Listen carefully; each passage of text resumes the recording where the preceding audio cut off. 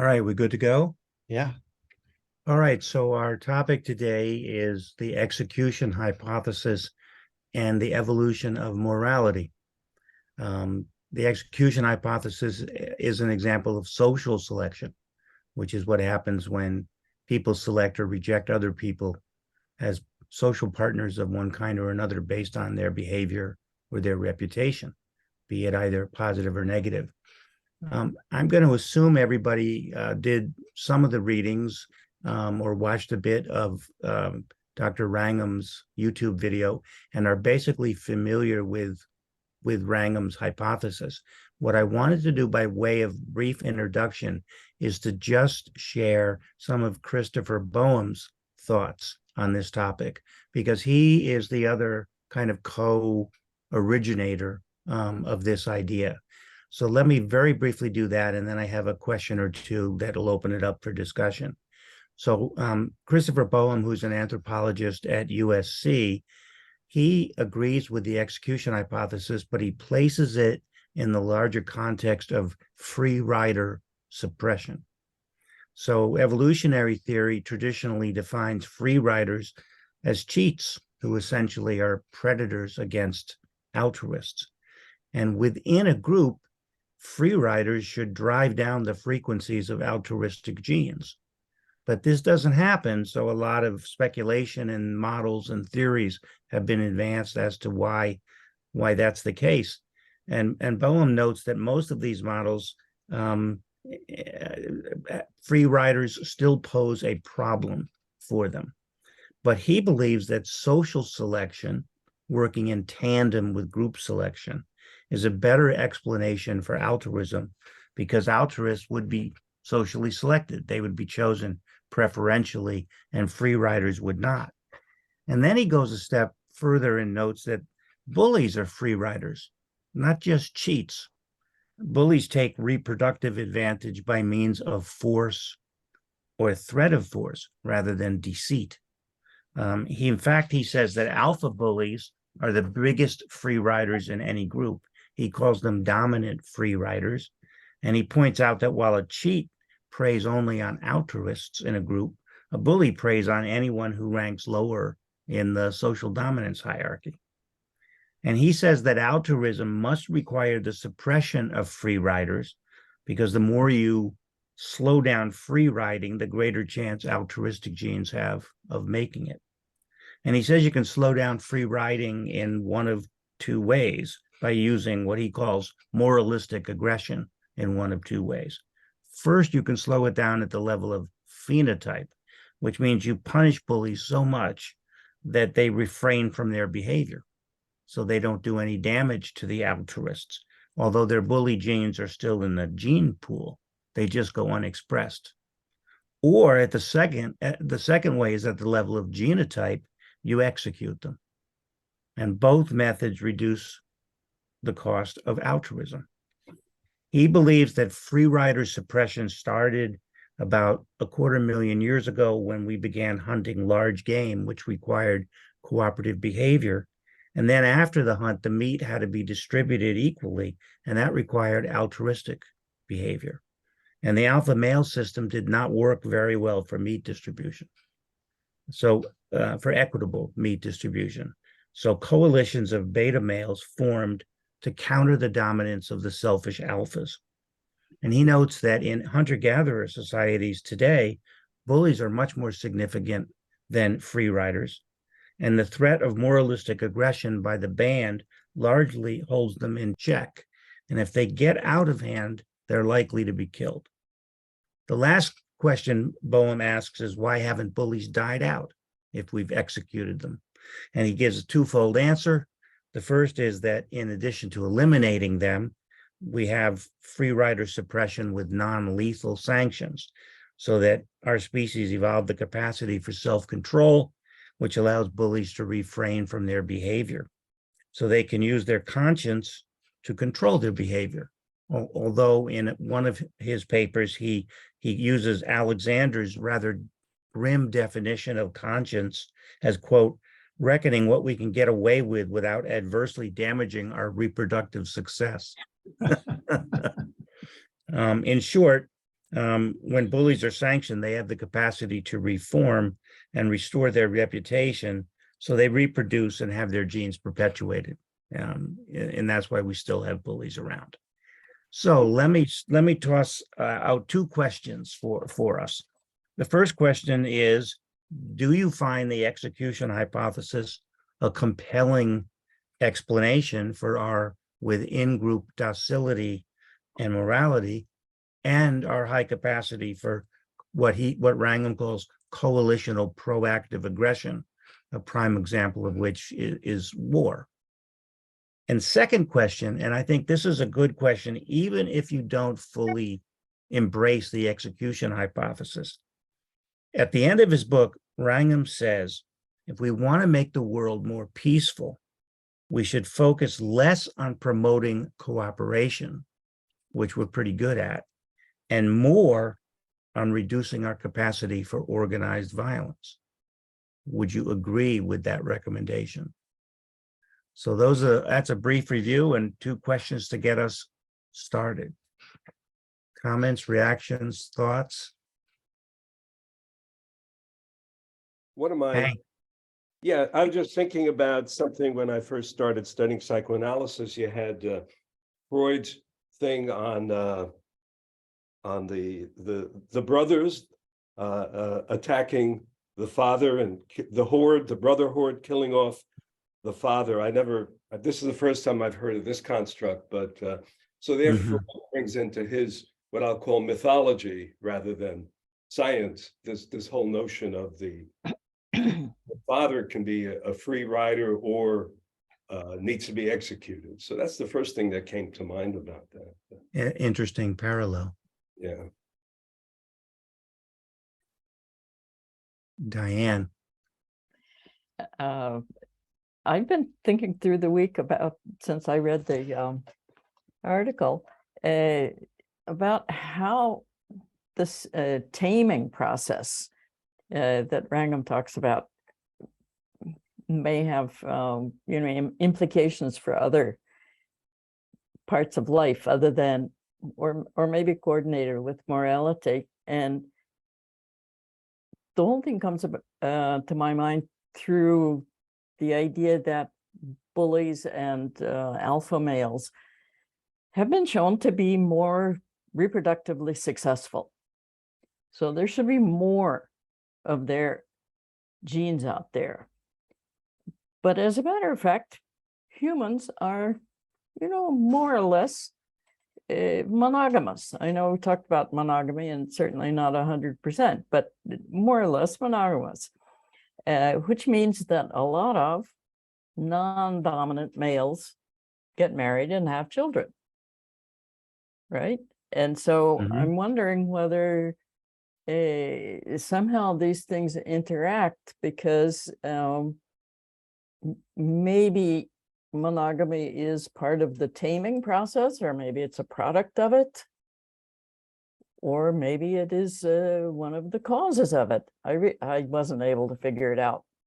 If I had been able to, I would have written an article. But by taming, you're referring to the self-domestication yes, hypothesis that Wrangham provides a lot of evidence for, which basically he says is a byproduct of the execution of these exactly bullies, because it lowered reactive aggression, and when you lower reactive aggression, you get the domestication syndrome. So, right, Andy.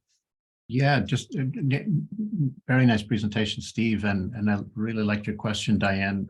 If I'm remembering right, Robert Wright in his The Moral Animal points out that institutionalized monogamy, like marriage and norms against polygamy, for example, they prevent dominant males from monopolizing lots of females, thereby leaving out other lower status males, leaving them out of the reproductive sweepstakes. It probably helps to control male violence, to have institutionalized monogamy, because if you have too many frustrated men unable to find willing partners, a lot of times they get a lot of times they resort to violence. So anyway, that's one thing I remember coming across on this. With regard to Steve's questions, one of them was, do I find the execution hypothesis plausible and compelling? Yeah, I do. And I have no way of comparing it quantitatively to the influence of group selection. But it seems to me likely that the execution hypothesis is a big part of the story of how prosociality evolved. And I wonder if it doesn't play a bigger role in the evolution of prosociality than David Sloan Wilson, who emphasizes group selection and its role in the evolution of prosociality. Steve, do you have any thoughts on that? Well, I have two thoughts about that. One is there is a review of Wrangham's book by David Sloan Wilson on the ProSocial World website, the title of which is Group Selection by Any Other Name. And he argues that Wrangham is actually talking about group selection, but doesn't call it that. In contrast, Christopher Boehm actually believes that the two major forces that gave rise to morality and altruism are social selection and group selection working in tandem. He thinks that social selection is the stronger of those two forces, but he actually thinks that social selection supports group selection because it promotes and rewards the individual altruism that abets the cooperation that makes a group a better competitor with another group. So he sees them working together very well. That makes a lot of sense. Wrangham is kind of old. Wrangham is old school and still not. He is not a fan of multi-level selection theory, as far as I can tell from reading his stuff. Interesting. Thanks, Hank. Yeah, I was thinking about the shift, I guess, in religion, the shift from the Old Testament to the New Testament as moving from the executioner hypothesis and the Old Testament God of, you're going to be punished, vengeance is only mine or something. And then the movement towards the Christ phenomenon, or the teaching of Christ and Christianity about love. And that suggests the one beginning of a pro-social movement, to move away from and self-domestication, if we want to use that language. So I'm wondering if we could I just thought of this, so if we scan our brains, did it work? Did the teaching of Jesus, I don't think Muhammad was one of those, he was more of the old timers, and maybe the Buddha, even though it's an old timer, those movements or belief systems contribute to prosociality. So that's my question based on, Steve, what you've presented. Okay. Other comment? I don't have a quick reaction to that. Other people? Diane, Rob hasn't spoken yet. Rob and then Diane. Raising Jesus was an interesting option because he was executed. Yeah. So what does that tell us? The old guys. Not for being a bully, though, Rob. Not for being a bully. I don't know. They were whipping the money changers. Yeah. He may have been an alpha male within his peer group, but not a bully, I don't think. Well, when I've studied with people who are Buddhists, they talk about, you can have all this nonviolence or whatever you want to call it. But one teacher of mine said, but sometimes you just got to pick up a stick and give them a whack, So even that was a practitioner, not a major teacher.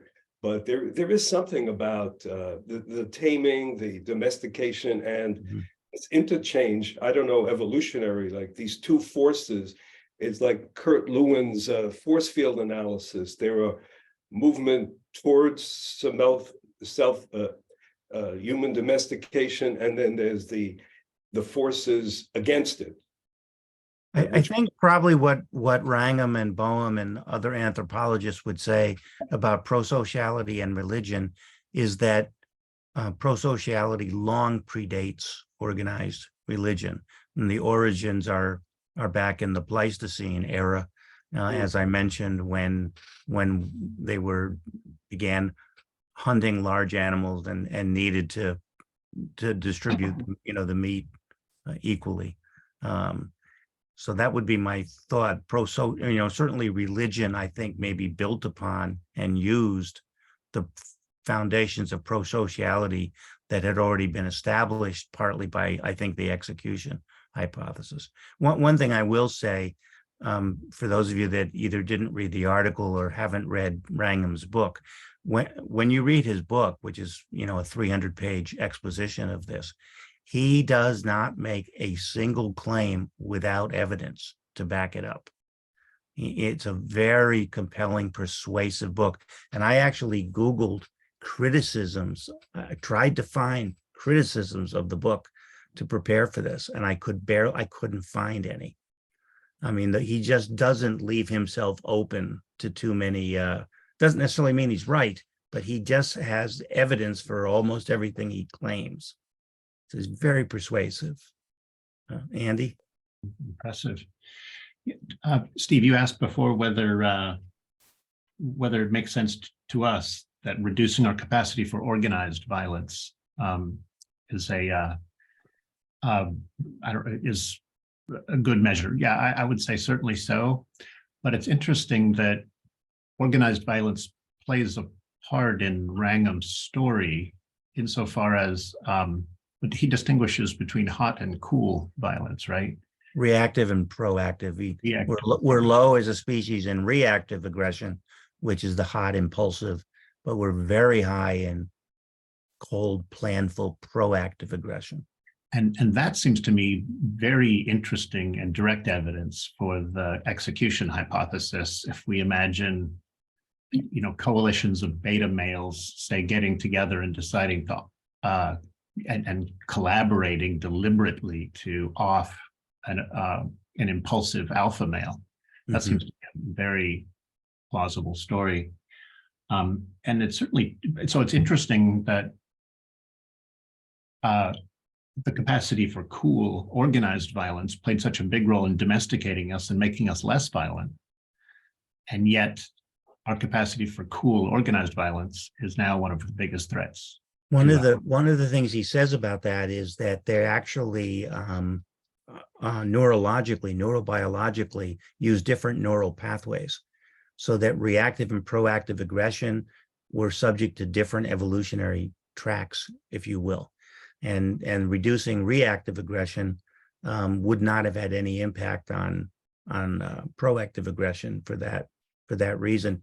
One other comment I'll share, because this wasn't in the article, but in the book, he discusses a lot of the ethnographic data to support his hypothesis, and tells lots of stories of anthropologists who studied hunter-gatherer tribes in which there was a bully who did various sorts of things depending upon the example, and the tribe got rid of him. So it has been observed in contemporary hunter-gatherers. Hank, your hand's up again. Yeah, well, I was thinking in the realm that I've studied in group psychology, or even Freud's notions of the these are not research papers, obviously, but the ego and group process. But I was thinking about this concept of individuals who might be conflict avoidant, which I was thinking a conflict avoidant is like, you say there's a people pleaser is one dynamic. So I guess if you have a group that's conflict avoidant, are they really pro-social, or they're just avoiding getting executed or getting ganged up on or getting bullied? So I thought I would bring that lens into our discussion as well. Depends on whether you define pro-social by behavior or by intent. And I think it's mostly defined by behavior. So, I mean, Wrangham would say that the origins of our pro-social morality are out of fear of being punished. Right. And developmental psychologists will tell you, and social psychologists have found that fear of punishment is more effective in creating a pro-social behavior than reward. That's unpleasant to hear, but that's what the research shows.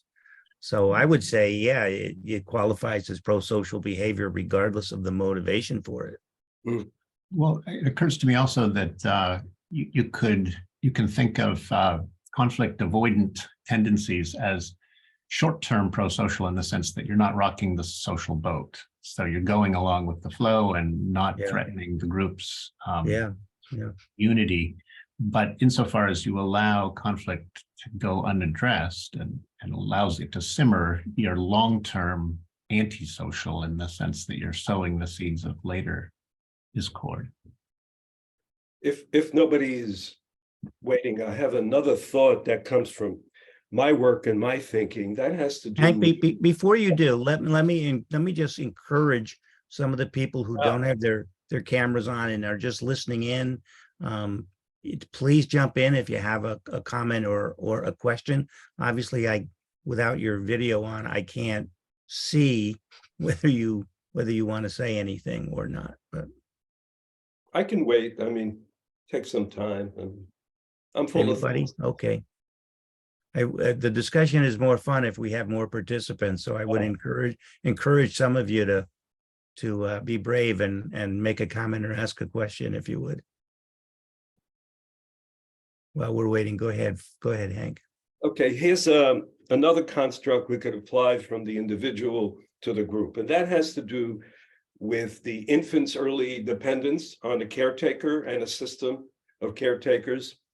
What if your caretaker hates you as a baby or as a child? What if your group hates you? So you're profoundly dependent on a caretaker or caretaking system that he doesn't like you or hates you or resents you. And then you get trauma. That's the language in the field of mental health. But what if we have a whole bunch of these people who were generationally hated and resented in the early years of dependence, not as adults, but we can deal with it better, hopefully. But that part that's been installed in the brain, according to some neurobiological people, that kind of trauma stuff gets installed in the brain and informs us. So what do you do when these people procreate? And there's a whole notion of the generational transmission of trauma. You're sort of raising the question of why does somebody become a bully? Why are there bullies to begin with? Yeah, because they were bullied as babies, you could simplify it. But what if you have a whole group of them and it gets passed along by genetic markers and eventually genetic mutations over a period of time? How can we organize that aspect into the thinking we're using on evolutionary basis? It's the way my mind goes, that's where my expertise lies. Yeah, but both Wrangham and Boehm seem to believe there are, if you will, bully genes. That somehow is in the gene pool. One quick thought about a baby back in the hunter-gatherer era, they wouldn't have been so dependent on one parental relationship or even one maternal relationship. There would have been the whole, it takes a village. There would have been a lot of caretakers, which would dilute the potential impact of a hateful mother, I think. But Johannes. Thank you. So I'm a sociologist from Germany and very excited about your discussion so far. My question is, I'm working on an article for sociologists dealing with the evolutionary perspective on social inequality. And so we have a lot of social inequality in our times, and it started many thousand years ago. Some colleagues say that was after the Neolithic revolution. Others contest that in terms of saying, well, not every hunter-gatherer tribe has been egalitarian, and afterwards there might have been big cities which have been organized in an egalitarian manner. But my question is, what are your thoughts on the connection of the theory of Wrangham? I appreciate a lot, actually, to the history and maybe also an evolutionary explanation of political and economic social inequality. So we have political leaders, we have hierarchical organizations in complex societies, and we have huge economic inequality in those societies. I'm just curious. So if I can rephrase your question, I think what I hear you saying is, so if the result of the execution hypothesis was what they call a reverse dominance hierarchy, which is really a misnomer because it's really an egalitarian, it's a flat hierarchy. How do we get from that to the higher, socioeconomic hierarchy and inequality we have now and maybe have had since the onset of agriculture? Maybe that's, people want to weigh in on that one. I know, Diane, your hand is up, but your hand was up before that question, so you don't feel obligated to answer it. Yeah, I think so many ideas are out there that it's, I first raised my hand when Hank brought up religion. And so I had a comment about that, which is that religion in the form of Judaism or Christianity or Buddhism even is not nearly ancient enough to account for very much in evolutionary terms, it seems to me. I think, what Steve said about the idea that the evolutionary products were there a long time before the religions came into being is probably worth keeping in mind. I don't know, the inequality problem, though, I think is a little bit related to my original question about the monogamous tendencies of humans, because that's also a very equalizing kind of thing. The bullies tend to monopolize mates if they can, as many as they can. I couldn't see in either Wrangham or Boehm, by the way, that the executions take place over sexual jealousy. So in some of the ethnographic examples in Wrangham's book, he mentions bullies that will basically come into someone's hut and say, your wife is mine for tonight, and take the woman almost as property. And that there were examples documented by anthropologists where that would result in that man disappearing soon from the scene. So sometimes I guess it has to do with, it could be, yeah. But the other thing I wanted to say about the religions is the idea that, of course, religions themselves do change over time, and your assumption that you can move from a monotheistic religion based on authority to a monotheistic religion based on love or cooperation or whatever, we have to see it as a cultural evolution, it seems to me. And is that the same thing that people were meaning when they said social evolution? Okay. I'm not sure about that. And the other question, well, I should leave it there. Okay. Next time. Rob? There's so much to respond to here. Being one of the people who thinks things changed a lot with agriculture, particularly for the emergence of hierarchy in larger states. And then looking at, and I'm not a student of the axial age, but looking at the axial age, the first millennium BCE, when these religions of like monotheism, Buddhism, not Baha'i, but Mithraism, a lot of sort of centralized, widespread, available to a lot of people, religions emerged. That's related to the emergence of the hierarchical states, the empires like the Assyrian, or even the Jewish states. That, you know, that was a widespread phenomenon in the world that was supported by the emergence of agriculture and the adoption of agriculture, which allowed for the accumulation of storing wealth, and allowed dominant people to come out. And of course, all of those guys had lots of wives. So that throws into the monogamy thing too, which is really wonderful. I mean, this is it's very exciting to think about how this is happening. But that's a form of social evolution, which may have had an impact on biological evolution as well.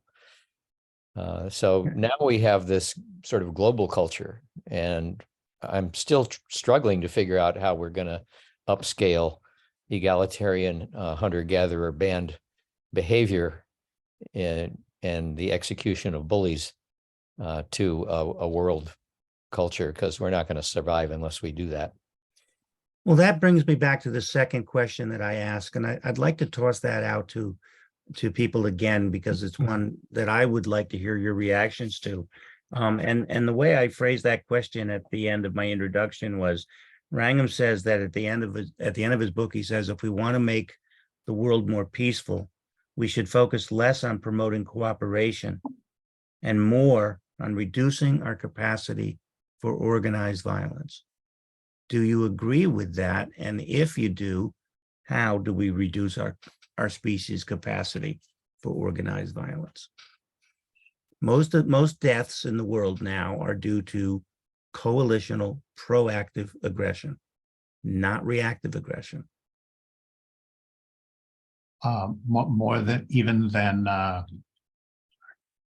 More even, Steve, than illness, death, or just comparing the two? Yeah, you're right. I guess I'm thinking of deaths at the hands of, due to violence from another Homo sapien, with far more deaths from war and than from reactive aggression. Yeah. So is Wrangham right? And if so, how do we go about reducing our species' capacity for coalitional proactive aggression? Go ahead, Andy, and then Hank, and then Rob. Yeah, thanks, Steve.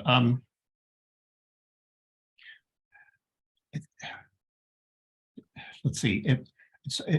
I think all of us here are anti-violence, and we're all anti-bully. And if you're against aggression also, then you're likely to, I don't know, advocate for less aggression in any form. I wonder whether bullies aren't emboldened in societies that refuse to use aggression to keep them in check. So I think thinkers like Nietzsche certainly thought that a society could become so addicted to sort of pacifism or kindness or charity that it would just create a niche, a social niche for advantage takers.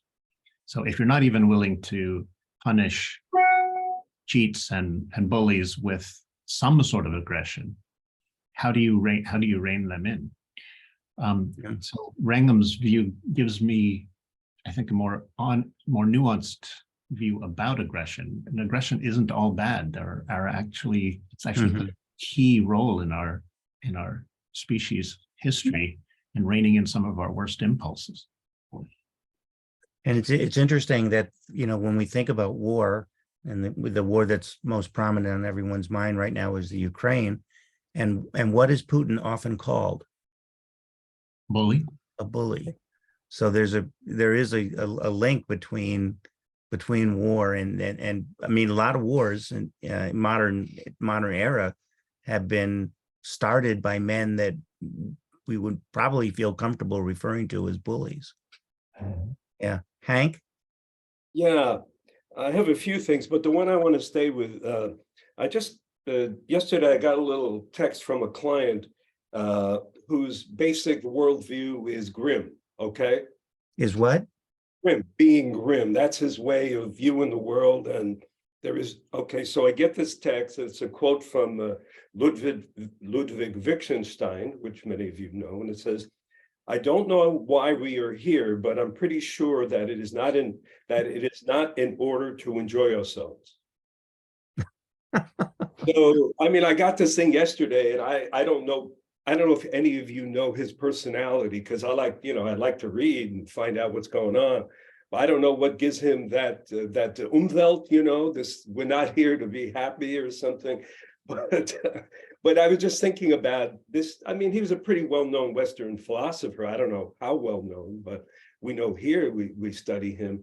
But is this for you philosophers who know him, is this like a framework that is this his voice, or he's because I don't know enough about him. So maybe there's anybody, but I'm thinking about if you get people like this and then he spreads the word, maybe it's false information. I don't know. Okay. Just as the one of the philosophers in the room, that does sound like Wittgenstein to me. Oh, it does. His Umwelt, his worldview was driven by a sense of duty, and he had several brothers and family members commit suicide, so that may have contributed. So he has something in common with Eeyore from the Winnie the Pooh stories. It's kind of that approach to life. Who did I say was next? Diane and then Johannes. Yeah, asking this question about, how can we reduce this proactive violence seems to me falls into two kinds of categories. I mean, what Wrangham is talking about is a within group event for the most part. Mm-hmm. And that self domestication comes from refusing to have abusive leaders, essentially. But most of the proactive aggression that we see in the world is not a rebellion within a small group, but is rather conflict between two or more groups, each of which has its identity, and which I think we should see more in the context of multi-level selection rather than selection for genes, or I mean only to the extent that group selection influences genes. Okay. So there's certainly a lot of intergroup competition that still goes on in the world. Right, but are these two the same thing? I mean, are these two kinds or two contexts of proactive aggression similar to one another, or are they different?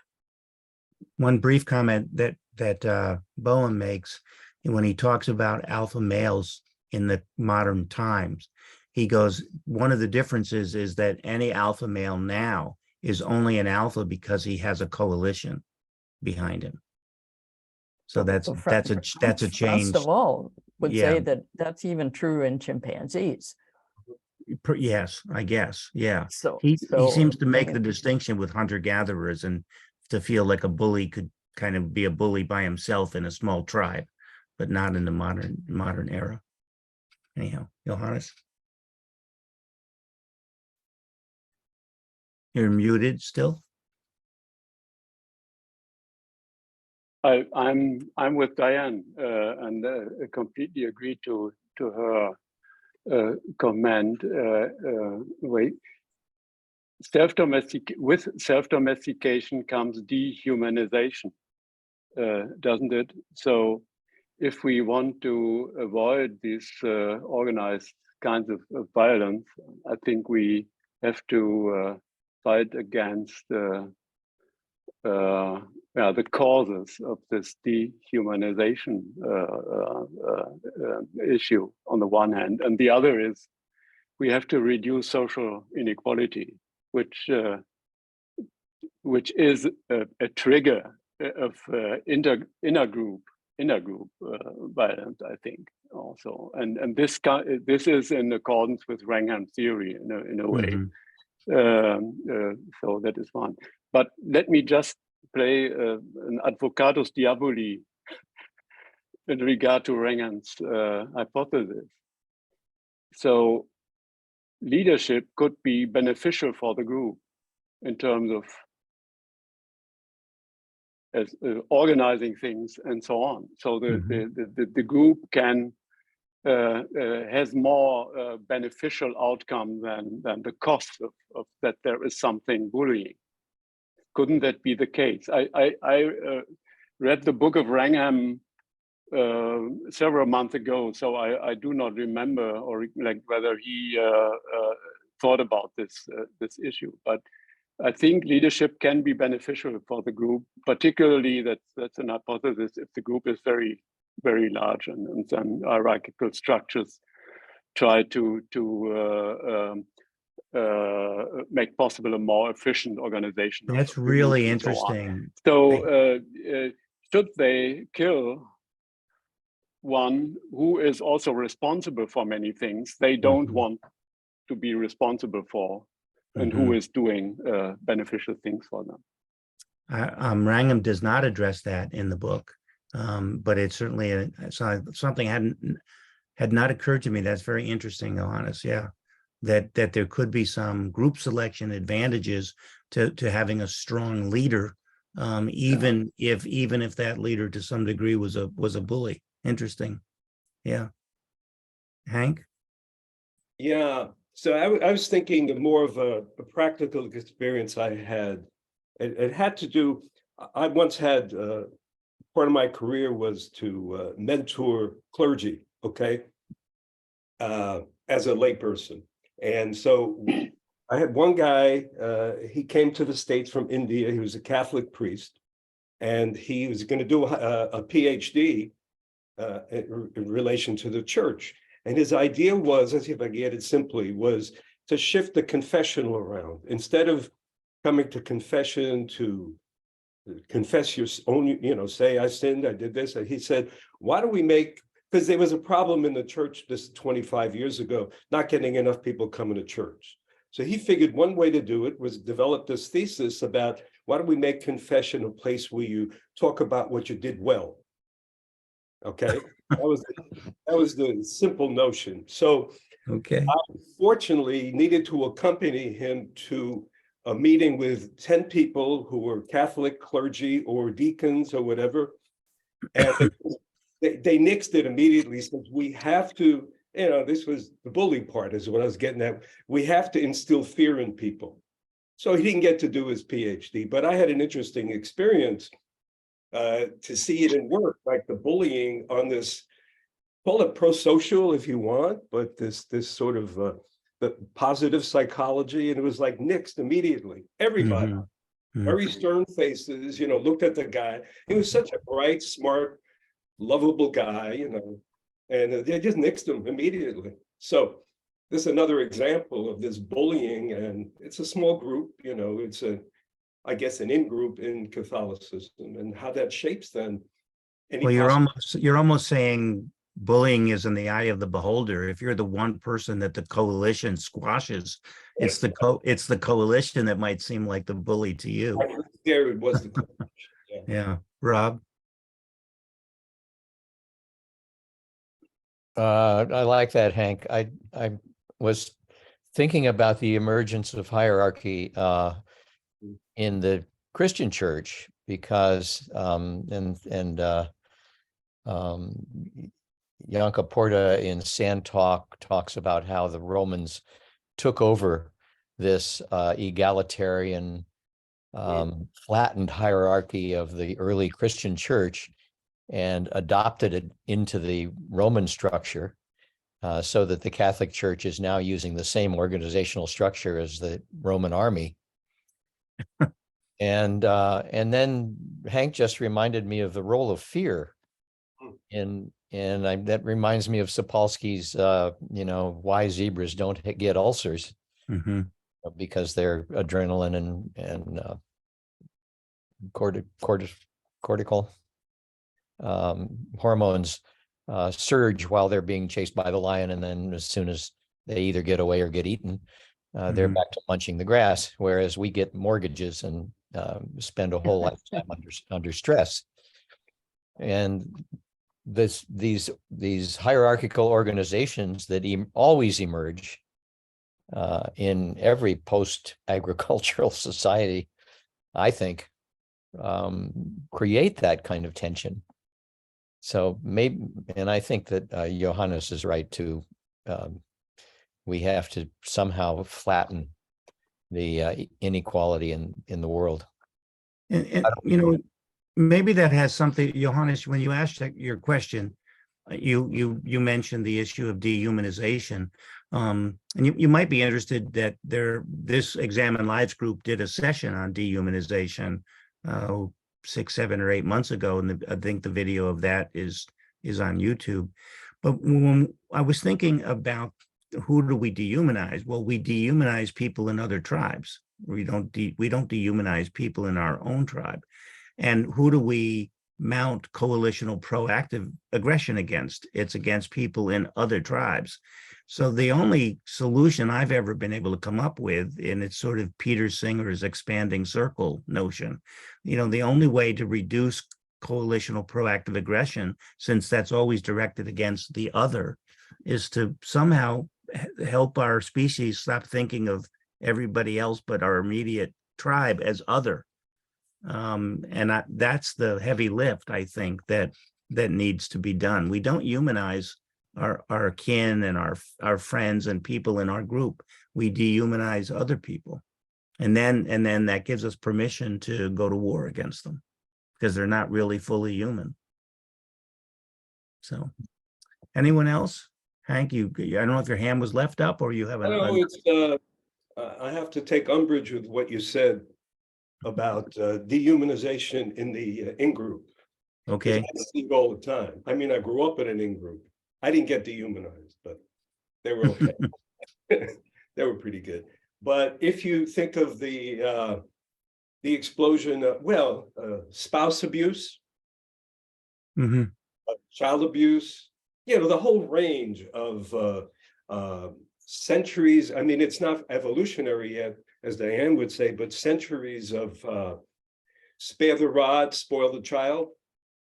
These are cultural motifs, in that dual inheritance theory. It's like it makes it difficult to. I mean, there is dehumanization in the in-group. I mean, that's what I want to suggest.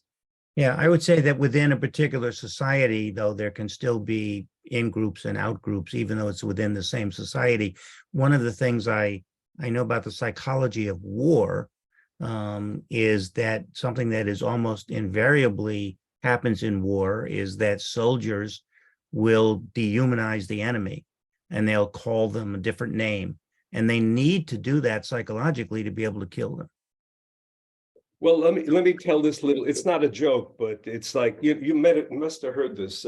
Father comes over to his teenage son, smacks him in the face, and the kid goes, "What did I do?" And he said, "No, you didn't do anything, but in case you do something." Proactive aggression, I suppose. So I'm saying there is, and that goes on. I don't know that particular story. I didn't live that story, luckily. It's around all the time. And how do we kind of look at these little microsystems, if we want to call it, but they kind of reach a vortex and sort of build a system of dehumanization in the in-group that stays in the in-group and also gets played out with the out.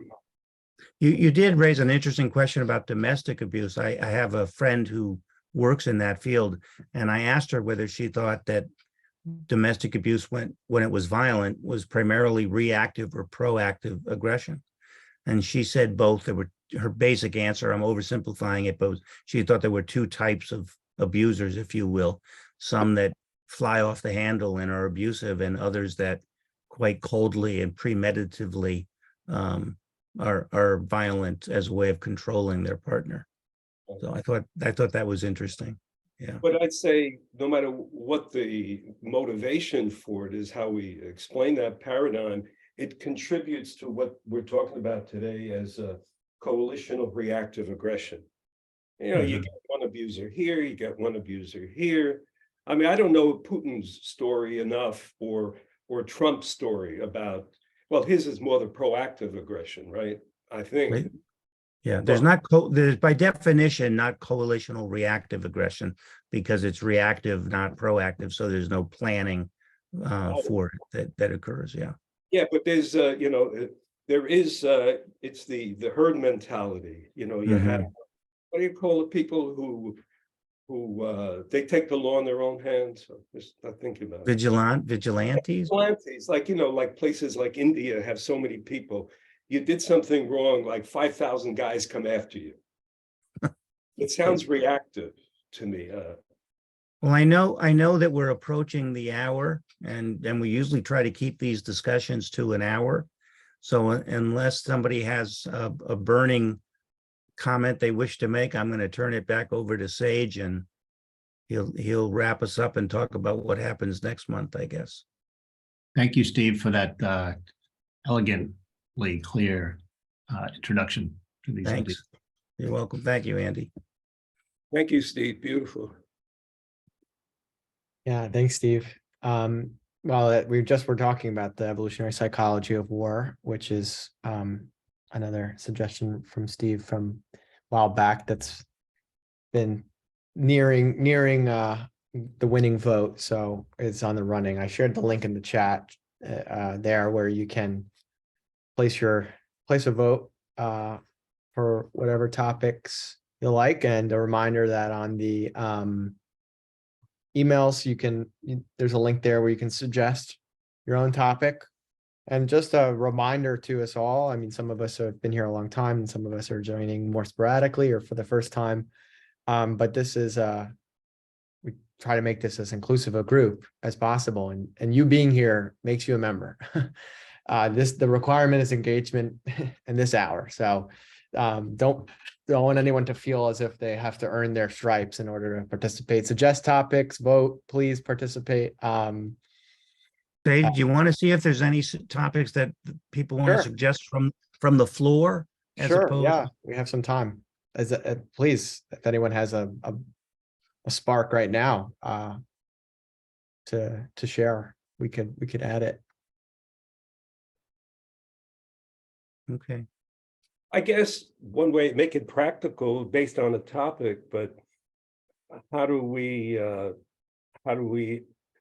what can we do, not only understand coalitional proactive aggression, but follow up and say, what are some, besides mental immunity stuff, in addition, that's in there. It's a big overarching paradigm.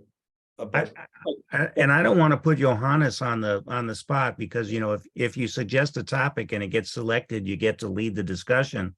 But I think your topic of inequality, what does evolutionary science have to say and inform us about inequality would be an interesting topic at some point in the future, if you would ever be willing to honcho that one. Definitely, that would be an interesting piece, but not in a short period of time. So I'm working on that, and Well, whenever you're ready and you want to make the suggestion, we'll add it to our voting list. Okay, well, take the next, if you haven't already, and some of you haven't, click that link and place a vote. And you can vote with a slight preference. It's fine. It's just to get a read. We try to we bring these topics back and forth as they vote. So it's also just a little helpful data on what we find interesting as a group. And those who here are the ones who get to make the choice. Right now, I'll give us just 15 more seconds for those who still want to click on it. Yeah, I wanted to say to Johannes, I'm pretty new to this and I've been openly invited and I get to talk a lot. I try to keep it short. Nobody rejects me.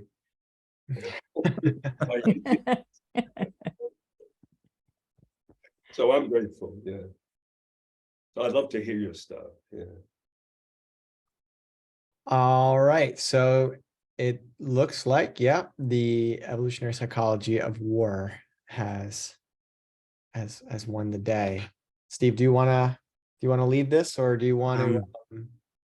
Yeah, I guess so. I don't think I know as much about it as I do because I've read Wrangham's whole book, but I don't mind reading and, you know, finding a resource or two and trying to facilitate a discussion. David Buss has a nice chapter on psychology of war In which book? in his textbook. Oh, I have that. Okay, I'll take a look. Okay. Thanks Right, for the tip. we'll see you next time. And yep, we try to do like the third Thursday of every month, schedule allowing, and so that should put us at, you can add it to your calendar now, but I'll send the invites. That should put us at May 18th. So we'll see you then. Okay, thank you, everybody. Bye. Bye. Oh.